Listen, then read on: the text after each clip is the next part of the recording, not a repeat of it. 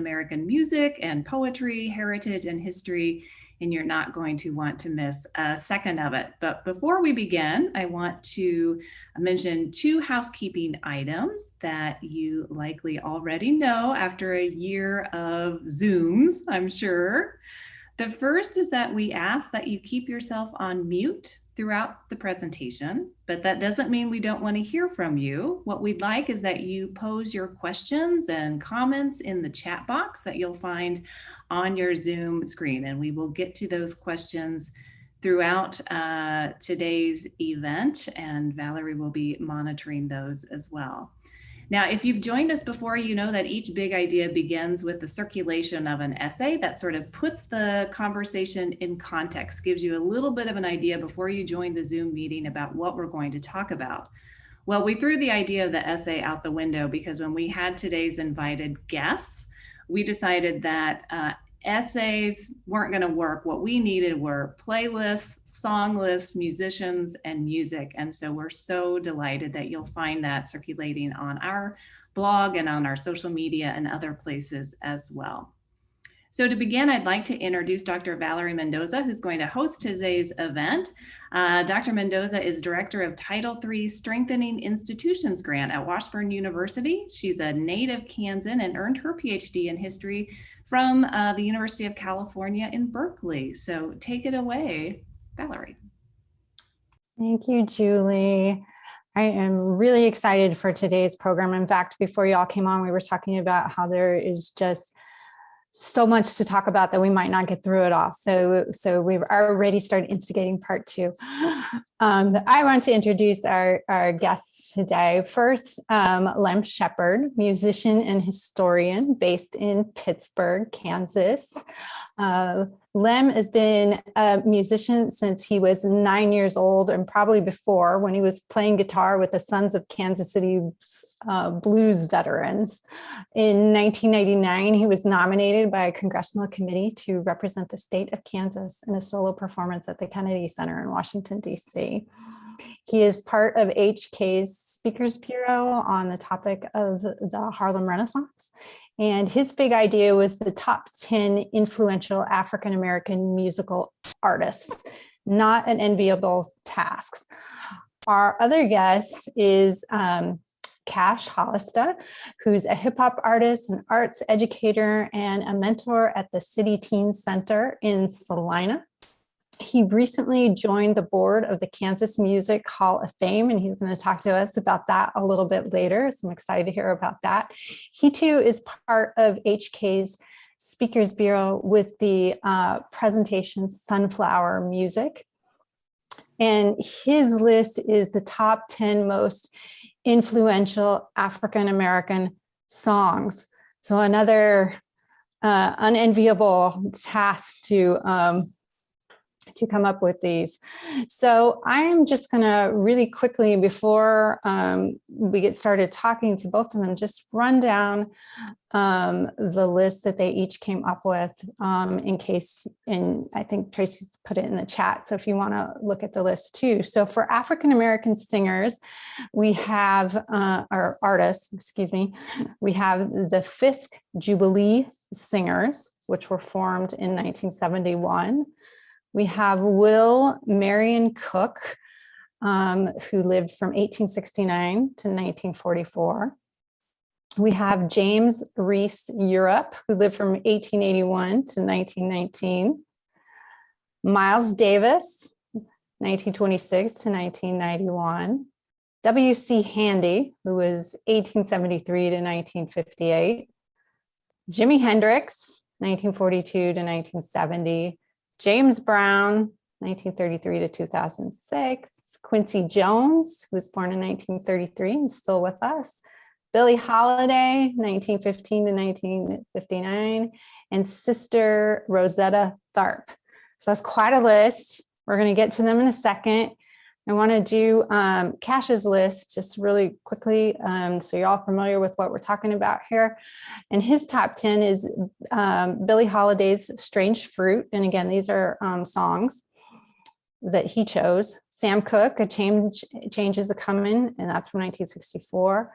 Chuck Berry, Johnny B. Good, 1958. We might have you all dancing and before this hour is over. Aretha Franklin, Respect, 1967. James Brown, Say It Loud, I'm Black and I'm Proud, 1968. Marvin Gaye, What's Going On, 1971. Living for the City, Stevie Wonder, 1973. Billie Jean, Michael Jackson, 1982. Grandmaster Flash and the Furious Five, The Message, 1982. And Kendrick Lamar, All Right, from 2015. So to kick this off, I was just curious as to what you all thought about these lists. So we have a poll, and we're gonna ask you to pick out of these two top 10 lists, what your favorite is from each of these polls. So I'm giving you also that hard task. You can only pick one, we're sorry. But let's see what we got.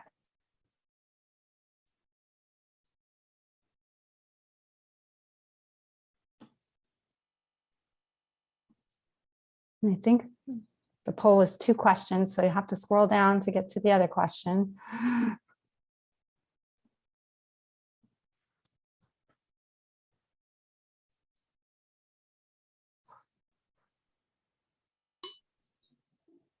Cash or Lem, should we take bets on who people are going to choose?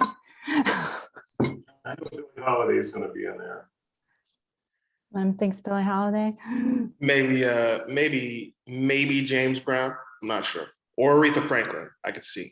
I'm looking at the demographic, the makeup right now. It might be Aretha Franklin. Respect. You know how to read a crowd.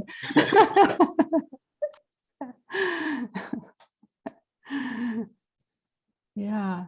Well, while we're waiting for the poll results, how hard was it to narrow it down to 10? It was super tough. For me, yeah. So and I normally do playlists anyway. I actually do a Kansas playlist called the K List. So I put in Kansas artists. I put 34 Kansas artists every month. And so I'm used to doing this, but normally what I do is I will take 50 and then I try to pare it down to 25, and I try to pare it down to 15 and then 10. So with this one, it's kind of hard because the catalog is super, super long. So I kind of wanted to go with themes as far as if it's influential, then I think it had to be sort of on par with what sparked revolutions or what sparked changes. So that was kind of my thought process for this playlist. And so I just went with those that I thought, sparked something.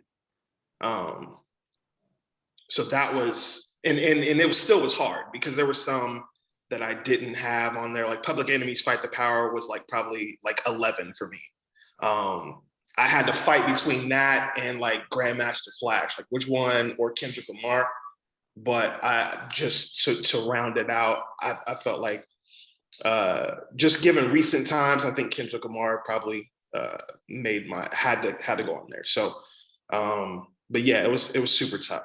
And I've said this to Lem. I said he had the worst task of the two of us to try and do artists, because that's even worse. So thank you, Lem, for doing that and making my job sort of easier. Thank you. Lem, was it hard for you to pare it down? Yeah, it what was really your was. process? Well, what I did is I wanted to find artists who I thought were the most copied, and because I thought that's people who are that every artist and the public like. And when I started with the Fisk Jubilee Singers, when they traveled in Kansas quite a bit, starting in 1873, and from the first time they played in Kansas, and they came every year for maybe 25 years or more. Every year the Fisk singers would come to Kansas and play all the small towns, getting in and off the trains, whatever. But I think after the first year they came to Kansas and toured through the whole length of Kansas, probably from here to Colorado. But anyway, every town in Kansas had a set of Jubilee singers after just the first year. Every town had, Fort Scott had the Colonel McKinney's Jubilee Singers, and Salina had a group, Jubilee singers. Every town had a group, and I thought just after 1 year, people heard that group sing, and they were that influential. So I wanted to find artists, musicians who had the same impact, on the public. And once somebody put together a jazz band, when James Reese Europe's band played in Paris and came back and established what jazz was, there were jazz bands everywhere. The first jazz album gets released in maybe 1917. In February, by April, there's jazz bands in every town. And so I wanted to find people who had that kind of impact, on music. Jimi Hendrix, once he came on the scene, well, everybody turned up their amps, and everybody, had electrical pedals. And so that's what I was looking for, bands or artists, who just had that kind of impact. Just right away, everyone copied them. And did you have a number 11 on your list? Yeah, if I was going to do a number 11, it was going to be The Last Poets, because I remember the excitement, I had like 8 brothers and sisters who were older than me. And so I remember, when one of them brought home The Last Poets album, and just the excitement, of hearing this poetry and this music together with the bongo drums. I was probably 12. And so, I had sisters and brothers at least 18 years older than me, on down to 1 year older than me. But I just remember that album being on, and it was like a big deal, when new music came on the scene. And I have a vivid memory of somebody bringing home The Last Poets. And it was, before, a little bit before rap, they established, they were like 1968 or something. But I was going to put them down, but, they missed the cut, but they got copied a lot later, but just the impact that had, the excitement of my older sisters and brothers listening to that group, and just the excitement of listening to something they'd never heard before. Yeah. So let me ask you this. Gil Scott is the GOAT. Gil Scott is great. Yes. Yeah. Are your lists in order of your favorites? Like, are the Fisk Jubilee singers number 1 on that list for you, or was this like and same for you, Cash, or is this just kind of a it wasn't necessarily in the order of? Nah, it wasn't famous or it's like favorites for me. I think with the exception of like the first 2, everything is in order as far as like the year that they were released. Okay. But no, there's a couple that I probably would not. I don't necessarily listen to a whole lot. Like, I respect it, has its, I respect it for what it is, but I wouldn't necessarily listen to it a lot. But no, I stuck with like what were the influential, like what was revolutionary.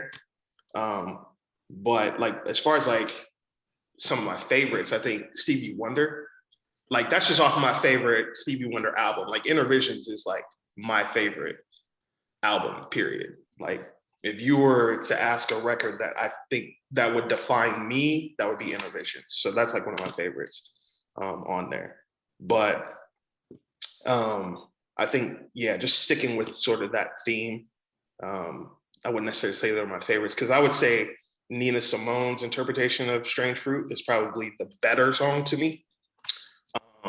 But again, I kind of wanted to go with what were the songs that sparked something. And I think Billie Holiday, when she did it, that was the genesis of that. So yeah, awesome. And here we have what everybody else said. Hey, I knew Sam it. Cooke and Aretha Franklin, 1 and 2. Yep.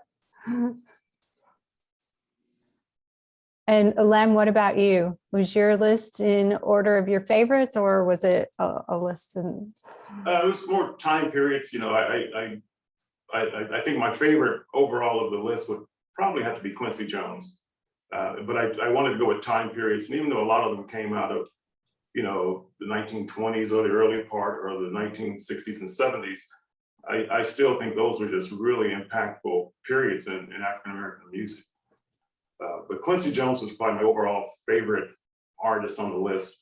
But the people, that James Reese Europe or Will Marion Cook, who hardly anybody probably knows that name, but he was just an important person, you know, kind of a bridge between that 19th century and 20th century.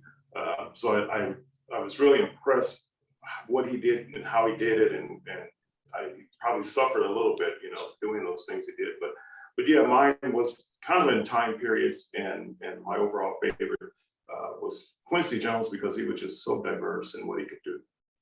Yeah, absolutely. I agree with you too, but James Brown and Billie Holiday made both lists.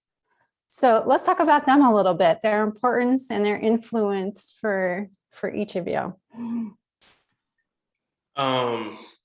So I'll go, I could take James Brown, because just being a rapper, being, you know, an artist that deals with hip hop, James Brown is basically the backbone of hip hop. Like, I don't think that you have rap music without him. Like, he's the most sampled artist of all time. I think at last count, I want to say 7,400. He's been sampled over 7,400 times. And the majority of that is, you know, in hip hop music. So I think that's why he had to make the list, for me personally. And that's probably why he did that with Lem as well, because he revolutionized genres.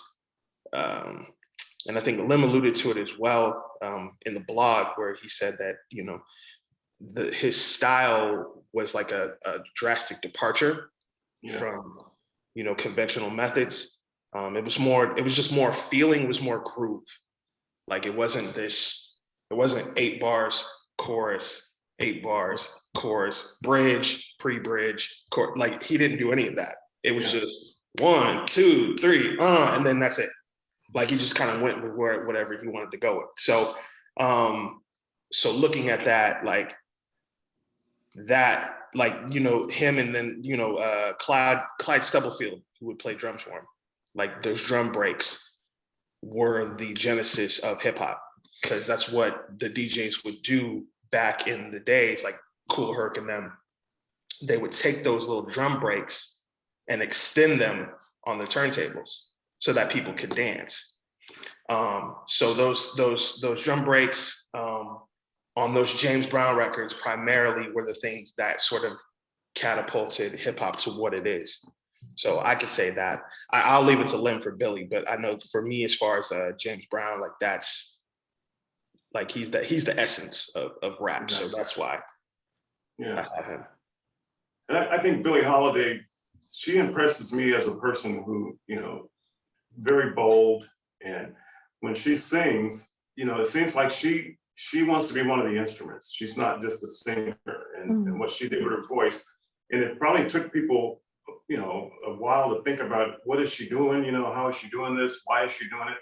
But after a while, you know, she couldn't be replaced in a group no more than Charlie Parker or you know, the bass player was, you know, because when she sang a song, it wasn't just a voice and a melody.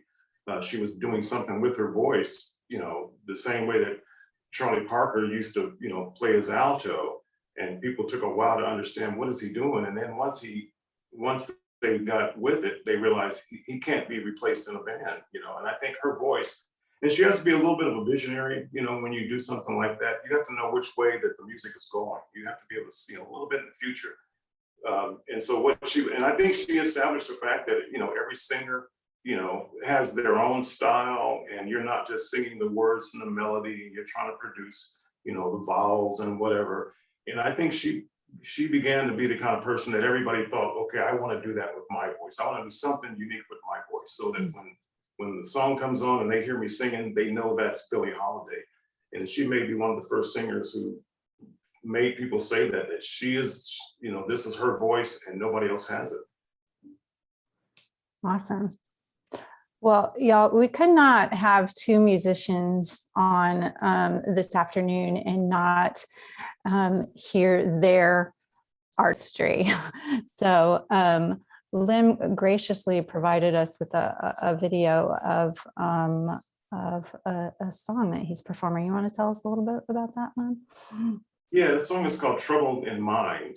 And it links together so many people on my list. You know, the title of it is the same title as an old spiritual. The Fifth of Jubilee Singers had a song, I'm Troubled in Mind. So they no doubt did a song like that, but the writer of this particular song, whether he borrowed from that, and I know a lot of people borrow from the old days. I mean, you see that a lot, songs that were written in, 18, or made up. Sometimes people don't literally write them down.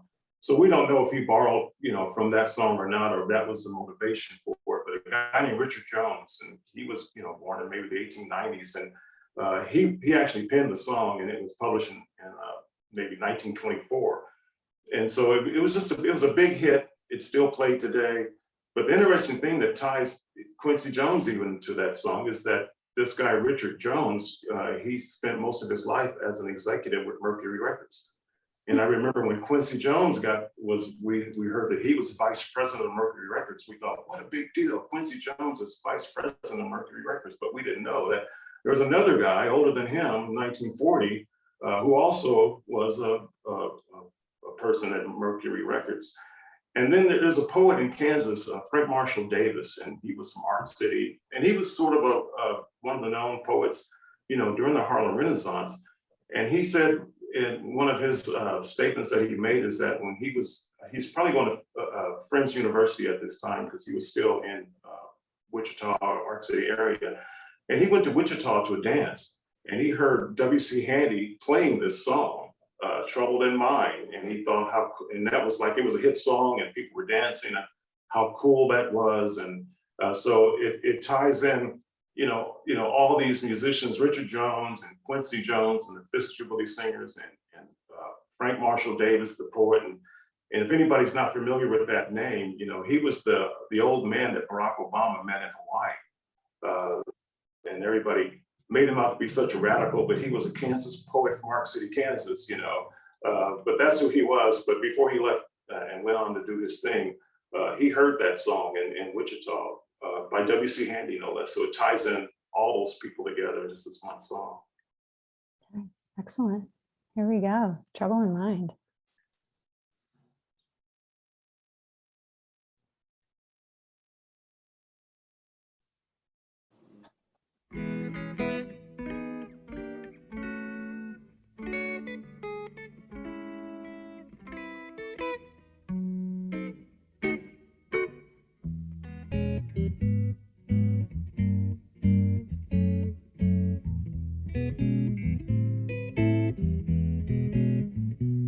In mine, I'm blue, but I won't be blue always.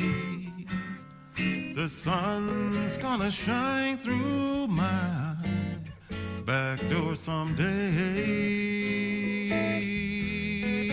I'm going down to the river, and I'm going to take my rocking chair. And if these troubles don't leave me, I'll rock myself away from here.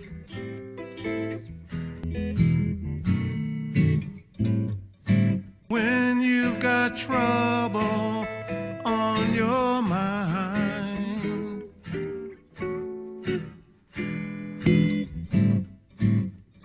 you can do is cry.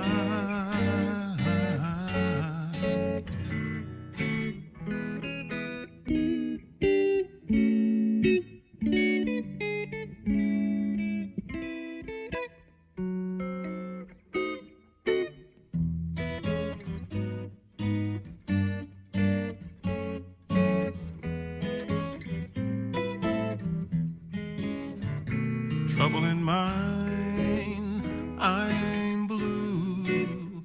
My poor heart is beating slow. I never had this kind of trouble in my life before.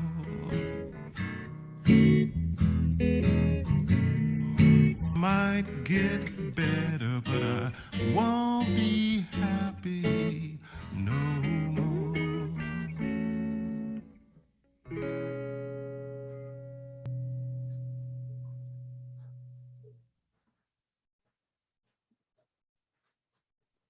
Oh, that was beautiful.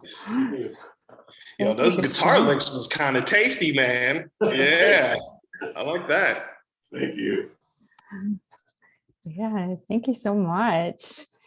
Yeah, and I want to say too that we had hoped to have Cash perform too, but we respect the musician's right to say that, hey, these acoustics are awful. There's no way I'm performing on Zoom. So Cash, before we end, make sure that I give you some time if you have some performances coming up to let everybody know, so we can all try to go out and hear you too. Of course, yeah. So Lem, let me start with you and get a little bit more into your list. So many of the people on your list, maybe even half or more, I never heard of.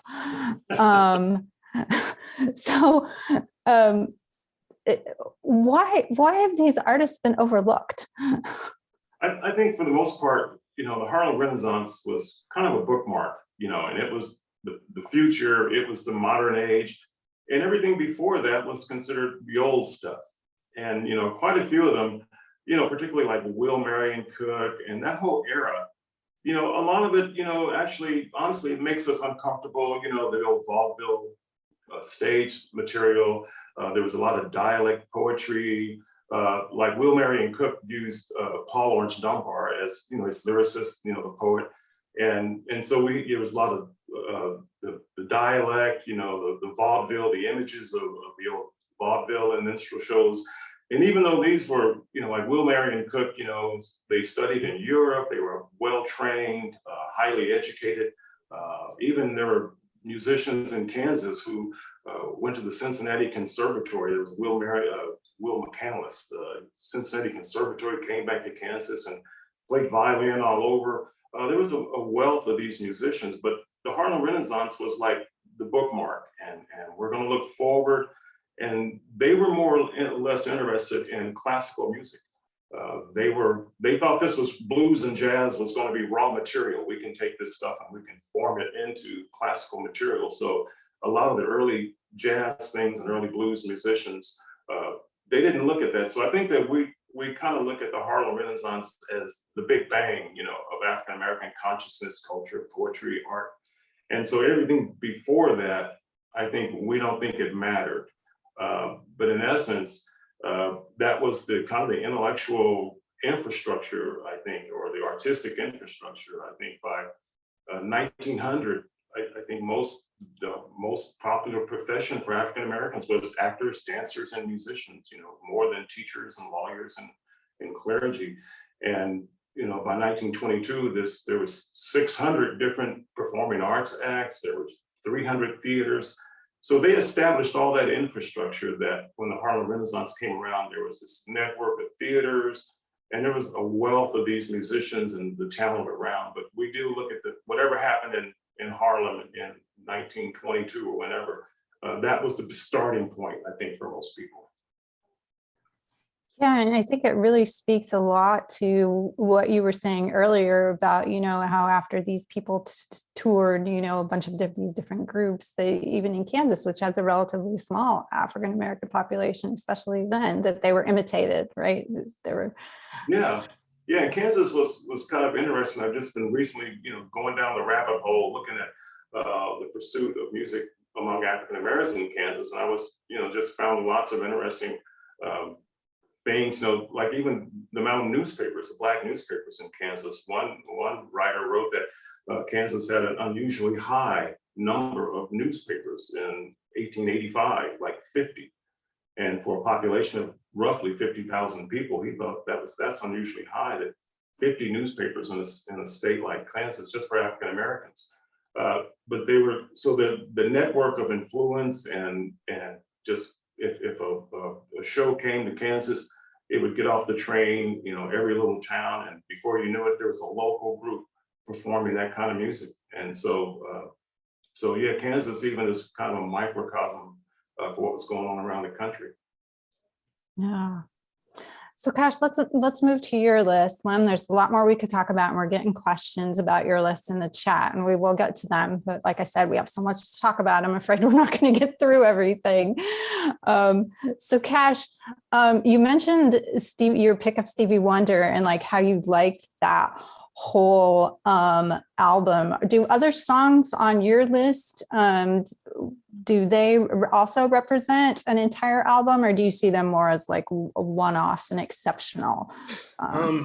Yeah, so Stevie, I think Marvin's is What's Going On is yeah, the title track to that album. I think that album is all about the struggle and the condition that was happening then. And then maybe Kendrick Lamar's is like, those are probably the only ones. The rest are like individuals, standouts. Like maybe not Michael Jackson. I think Billie Jean is just like, that's an album full of singles. So like, that's, that's different. But I think Marvin and Stevie those were the ones that I think were reflective of the albums that those came on. Yeah, and I like that point you made, right? An album is a theme, a collection of songs versus this album as, a bunch of singles that might not necessarily coalesce around a bigger theme or theme. But that Thriller album, amazing. Yeah. And again, that's Quincy Jones. So yes, that's why Quincy has to be on there. Yes. And if I'm not mistaken, he started that tour in Kansas City. So okay, nice. I did not know that. So let me ask you both, which song or artist on your list is the least known, but the one that people should know, both in terms of influence and artistry? I would say W.C. Handy. He goes back to the old days, with the traveling vaudeville shows. I think he was with Mahara's Minstrels or Mahara show. There's a show, but then he crossed, into blues and jazz, and he's widely known as the person who popularized blues music. And not to mention that his song St. Louis Blues, it's very few songs of that period of time, I can name maybe 10 of them, that are still played somewhere every night in a jazz or a blues band, so he was an impressive person for that time period. And I think that if more people knew about him, W.C. Handy, you'd see that, he had a record company. We think of, young artists today, having their own record company. He started his own record company, his own publishing. So he was an impressive person for that time period.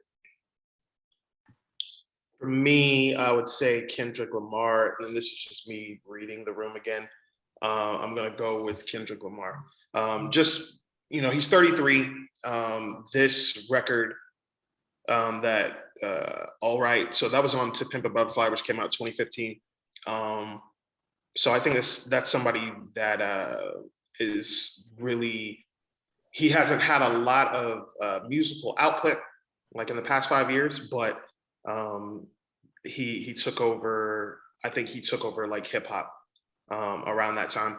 The album that he put out after this one is actually the first hip hop album to ever, get a Pulitzer Prize. So I think that's probably somebody that people should know. If you don't know Kendrick Lamar, he's a great storyteller. I think the way that he sort of puts songs together, but he paints narratives very well. I think the album that All Right is on, even though it's a standout single, To Pimp a Butterfly, is the name of the album. But if you listen to that album from back to forth, it's an amalgamation of funk, rhythm of blues, hip hop, soul, jazz. Like he puts all of those styles in there and makes what I think is a modern day classic hip hop record. So I would say, yeah, Kendrick Lamar, To Pimp a Butterfly, and Damn. I'm gonna go ahead and make a shout out for Damn. That's the one that he got the Pulitzer Prize from. So him.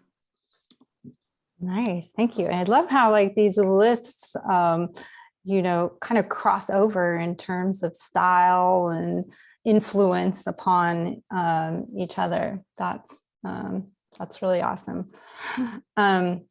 So let me take a turn for a little bit, because as I've said a couple of times before, you are both musicians, right? So what's it like to be a musician today in Kansas? For me, go ahead, Lem, go ahead. of course, I did my first tour in I was still a grad student, so it was 1980, maybe I was still in college. And I think that you have to be committed to travel, and you have to think of yourself as a regional person. You know, it's not just Kansas, it's 15 states that have the same makeup in terms of just wide expanses, population all stretched out.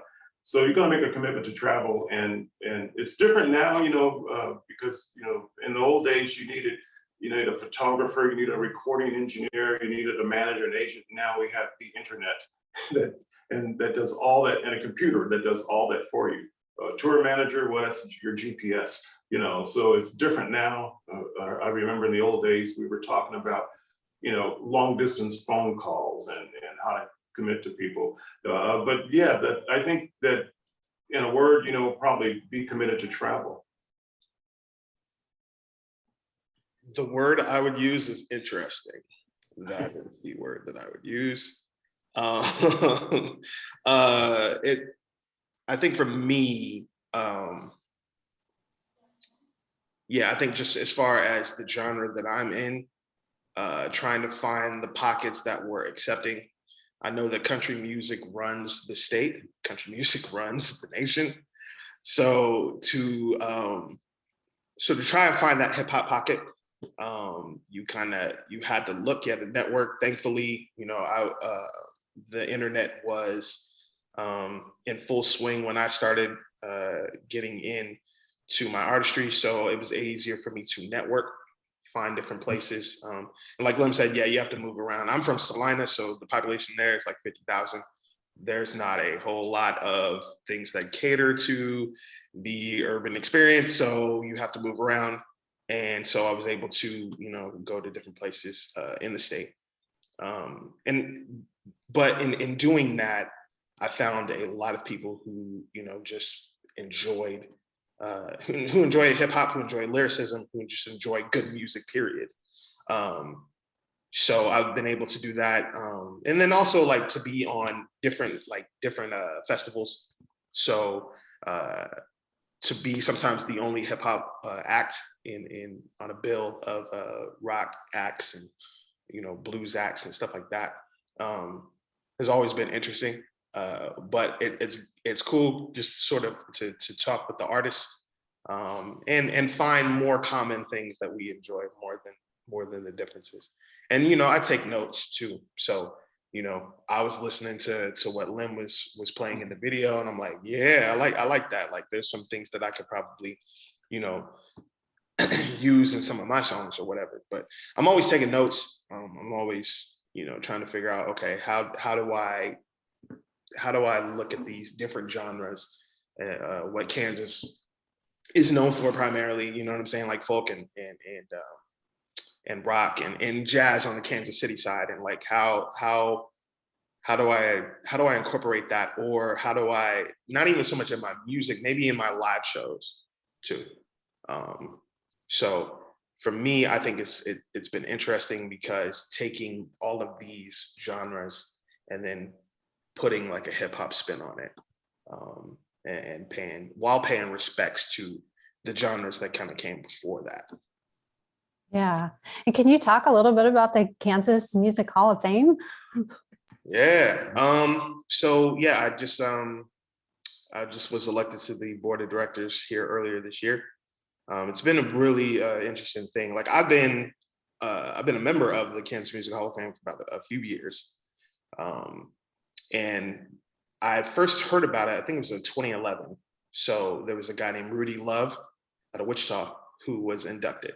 And that was kind of like my first thing. So selfishly, I was like, yo, I'm gonna be the first rapper to be in the Kansas Music Hall of Fame. That's the only reason why I joined.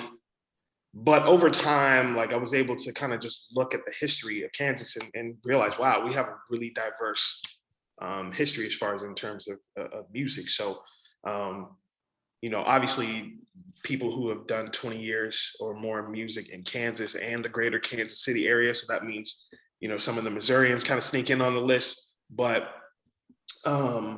looking at all of those, looking at the list of inductees, it's really impressive. And so I just wanted to sort of be the bridge between, the architects and the old school and, introduce the new school, the ones that have just completed 20 years of work, those who are about to be on that 20-year mark. And it's been a really cool experience. We get to induct Tech 9 this year. He's actually the first rapper to be inducted in the Hall, but I get to induct him. So like in a weird way, like I'm cool with that. Like, all right, yeah, I'm cool by association. But yeah, I think it's just been a really fun experience. Nice. Awesome. So last question for both of you, and then we'll get to the questions in the chat. So kind of, going back to the title of today's discussion and bringing back poets and poetry, and Lem, you've mentioned a couple of them in relation to your list. And Cash, I think a lot of people would consider rap poetry in and of itself. So maybe I'll start with you and then go back to Lem about this question. Can you speak to that? Yep. I think my answer was that, yeah, rap is poetry, just over beats. So the poets that influenced that would have been Kendrick Lamar and Grandmaster Flash, Public Enemy, like I said. Like those were the ones. I think Sonia Sanchez kind of influenced a little bit of what I was thinking, just in terms of like the revolutionary type stuff. So that would have been the Stevie, that would have been James Brown, that type, as far as poets. And then of course Langston Hughes, I think, Harlem Renaissance. So kind of thinking about that, and maybe in the early times, that sort of that influenced the earlier part of the playlist. But yeah, the rappers and yeah, that's what I'll say. So the rappers were the ones that influenced me as far as poetry goes. There's almost like this crossover, because I'm thinking of listening to Amanda Gorman at the inauguration, right? And she's a spoken word poet, and it's like that's almost music, especially the way that they recite, and she recited in particular. Lem, what about you? Poets and music and. Yeah, it's kind of interesting, because during the Harlem Renaissance, like one of my favorite poets of that era is Claude McKay. But when you read Claude McKay, it's very, I like his range. He wrote, one poem, that was December 19th about remembering his mother's death, and he can just compress a world of, or maybe 6 weeks of therapy, in 4 lines of poetry. But during the Harlem Renaissance, there was this way that Langston Hughes and Gwendolyn Brooks decided that, the way Black people talk on the street, that's poetry. And I think that they sort of broke ground, saying that, even though I enjoy Claude McKay, it's very beautiful to read it and it just sounds so beautiful. But at some point, I think the younger crowd in the Harlem Renaissance, they decided that, the way Black people talk on the street, that's poetry, it has rhythm to it. And so they began this whole thing of jazz poetry and the way people talk and slangs. And so I admire both the range, but yeah, Claude McKay was my favorite, but I also like the way Gwendolyn Brooks, made this decision that that poetry is on the street, it's not in the literature books, or it's not in the books, it's on the street. Let's keep our ears open to this poetry that's in the street. I like that. Yeah, because that crosses over right into the hip hop and the rap, rap genre. Absolutely, absolutely. All right, so I'm going to get to your all's questions because we've got so much buzz going in the chat. This has been a lot of fun. First, Lem, you've got all sorts of compliments in the chat about the about the YouTube song. But Brad asked if you overdubbed some electric guitar in that video, because he says also that it has an awesome jazz tone. Yeah, I think that's the original that's the guitar that I recorded that on. I'm trying to remember that recording session. My son did the video. He's kind of a videographer kind of thing, and I think that's just the way, you know, when you go into a recording studio, sometimes the production guy there, he kind of adds something to it, and so you're kind of, you know, if you want to get a really good deal, don't question him. Let him have his fun producing it. So I think he did produce it with the acoustic guitar. And I've had other guys do that when you record acoustic guitar. They want to do a little something, turn some knobs here, and sometimes you give them a mean look and they'll charge you more money. So I let them, but it does sound sort of electric. Awesome. And then Donna Ray Pearson asked if you could talk a little bit about Sister Rosetta Tharp, and I want to hear a little bit about that too, because I love the you know, the image on your list of her and just listening to her sing. Yeah, you know, the best thing to do is look at a video of her in Europe. She's in England, and the English people, they don't know what to think. You know, here's this woman in the big dress and she's got a guitar and she's screaming, and this is their first impression of American music. And I know a lot of those people became the Beatles and the Rolling Stones after one look at her. And the way she plays guitar, you know, a lot of people will say, you know, Chuck Berry borrowed from her. You know, you'll notice that she puts little guitar licks in. She plays the chords and then she plays little solos. And that wasn't done a lot. You know, the guitar player strummed and sang, and she was very flamboyant. But yeah, she's kind of an unknown person, and it's one of those people that, you know, a lot of them came at a time where there wasn't a lot of television, there wasn't a lot of radio for Black artists, and frankly, I think a lot of them didn't think it was going to stick around anyway. You know, they call them flickers, you know, the television of the movies, and they didn't think, those things won't be around, it'll always be live shows. So that's why we don't know those names, is that they didn't cross over into the modern media at that time, which is television and radio. Yeah. And Leanne comments that most of what she knows about W.C. Handy was from the song "Walking in Memphis." Oh yeah. He was, you know, a lot of musicians in that age group. Quincy Jones was also one of them, but they started so young in those days, you know. And so he was a young man, you know, and even the woman I worked with in Pittsburgh, Eva Jesse, the choral director, she knew him, and which was just a wonderful thing, you know. All these people who I had studied, she could tell me something about W.C. Handy or U.B. Blake or somebody like that. She'd work with them. But yeah, he was probably a young trumpet player. Probably started at 16 or 17, you know, traveling with, you know, vaudeville medicine shows. So by the time they were in their 20s, you know, we always think they were much older, but it's because they absorbed so much of their life in that whole vaudeville age, you know, the 1880s, when it was really, you know, everything was gung-ho. There were so many acts out there. Yeah, W.C. Handy and he was able to write in the way people sang in the South, whatever they did with their voice to make it sound like blues.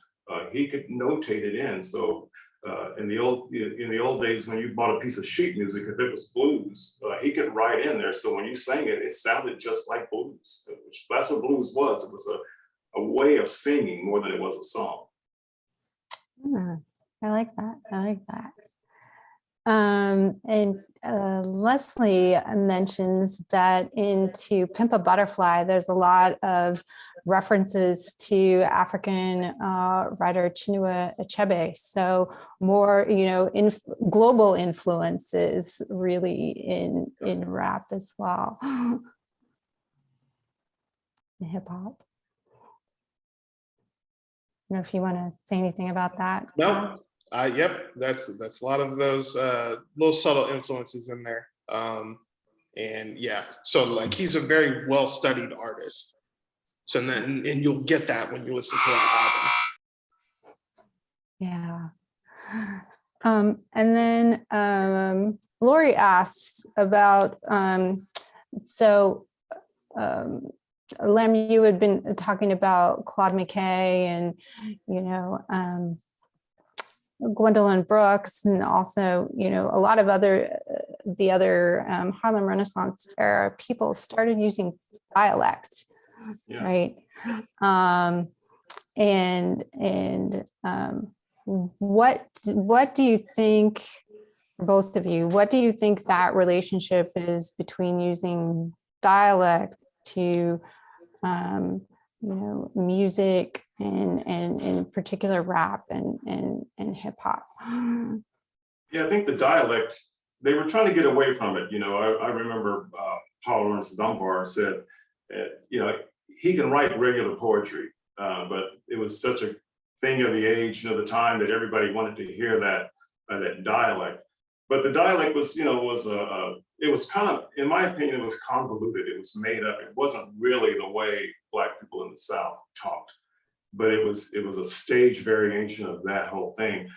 So even in the early days of the Harlem Renaissance, there was a whole idea of, we're going to do more, we're going to be more palatable to the masses. We're going to speak like English, Europeans, and we're going to do everything.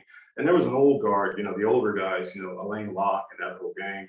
But then the younger people came in, like Frank Marshall Davis and Langston Hughes and Gwendolyn Brooks. They were noticing, there was still migration coming out of the South in the 20s. And they were noticing that, that people had a way of talking. It was a certain way of talking on the street, and slang was very important. It was still a way of hiding the message, of hiding what you're saying and saying something so that just this small group of people. But I think it was the modern way of talking. And I remember, the first time I heard, I think it was Gerald Ford, president, say, "We're getting ripped off." I thought, wow, it's really like massive, everybody's using this stuff now. But that's what it was. It was kind of a way of talking so that you could just communicate to a small group of people. Yeah, and I would say, sort of piggyback off of that Chuck D said that hip hop is like CNN for the hood. So that is kind of how I think, as far as like dialect, we would use that sort of to communicate things that were happening in our respective neighborhoods to the people. Like a kid could care less about listening to Dan Rather or Tom Brokaw or Peter Jennings describe what's going on, but Eazy-E and Chuck, I get what you're saying. So I think just in regards to, to dialect or slang or whatever, it felt good. It sounds good. It works well over beats, and it communicates the message. So that is that's probably where I think the correlation between that and rap is. Yeah, and I would even argue that, especially with hip hop, that those so many songs have influenced language, right? Like you were saying. Oh, absolutely. There's so many words right now that are in the dictionary that are directly from hip hop. Like, there's no reason why Fleek should actually be in the dictionary, but it is. And that's directly attributed to rap.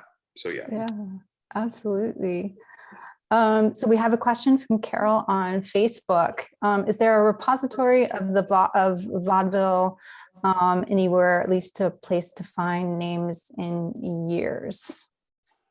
Yeah, I wish I thought about this before, but it was a I think Brown University has a sheet music repository. I'm not sure what they call it. Sometimes I go in it, it's like I Google some words, but I know it's Brown University's, and it's very elaborate. It has all the sheet music from that time period. I think it's Black music. They may just call it Black music, sheet music. But I do remember it's Brown University. But if you go mess around with that university, the website, and you should find a repository of Black sheet music from that period. Okay. And last question, and then I want you to all tell us if you have performances coming up. Anne asks, Lem, where do you dig up your information, for instance, about the African-American newspapers in historical Kansas? Boy, sometimes you just go down a rabbit hole, and there's a website that I go to, it's called Just Store, and it has a lot of scholarly papers in it. And, like the newspaper thing, I can't remember what I was looking at, but it was somebody wrote a paper on Black newspapers in Kansas, and they related it about another person who wrote about Black newspapers all over the United States. And through going down those rabbit holes, I read the statement that Kansas had an extraordinary amount of Black newspapers in 1885. So sometimes I like to say it's not like looking for a needle in a haystack, it's looking for something. You don't know what it is, but you're still digging around in a haystack, and you'll know when you find it. Yeah, awesome. Cash, do you have any performances coming up that we can patronize? As far as performances, not really. I think, well, as far as like the fall, it's probably like my first performance. Still kind of waiting on things to open up. So I think once everything is open up safely, I think the first big one is the Smoky Hill River Festival. That's in Salina. September. They moved that there just for this year. It's normally in June, but just to be on the safe side, they moved it to Labor Day weekend. So September 4th is when I perform there. But in the meantime, we have the virtual ceremony for the Kansas Music Hall of Fame. That's July 24th.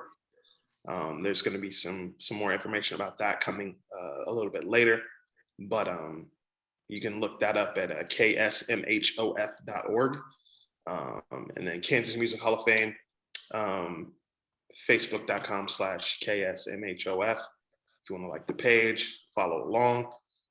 That's probably the best things that I have going on right now. And then I do, like I said, a playlist called the K List.